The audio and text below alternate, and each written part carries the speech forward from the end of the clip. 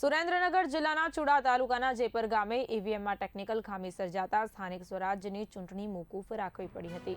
ત્યારે આજે સવારે પુનઃ મતદાન શાંતિપૂર્ણ માહોલમાં શરૂ થયું હતું। ગામના એકમાત્ર મતદાન કેન્દ્ર પર કુલ 643 મતદારો નોંધાયેલા છે, જેમાંથી બપોર સુધીમાં 280 મતદારોએ પોતાના મતાધિકારનો ઉપયોગ કર્યો।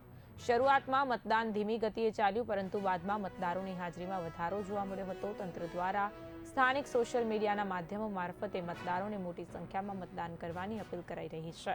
પુનઃ મતદાનની ગંભીરતાને ધ્યાનમાં રાખીને ચુડા પોલીસ દ્વારા કડક સુરક્ષા બંદોબસ્ત ગોઠવવામાં આવ્યો છે।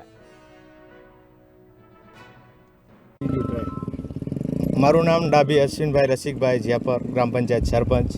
કાલ ઈવીએમ મશીનમાં ટેકનિકલ મશીનની ખામીને કારણે 10:30 મતદાન આપણું રોકાયેલ હતું અને આજે તારીખ 27/4/2026ના રોજ આજે આપણું જેપર ગ્રામ પંચાયતનું મતદાન સારામાં સારું થાય છે અને બધું કમ્પ્લીટ હાલે છે અને બધો સ્ટાફ પૂરતો છે। સાહેબોનું શાંતિપૂર્ણ મતદાન ચાલી રહ્યું છે। મારું નામ રાજેશભાઈ વાલજીભાઈ પટેલ, હાલ ઉપસરપંચ।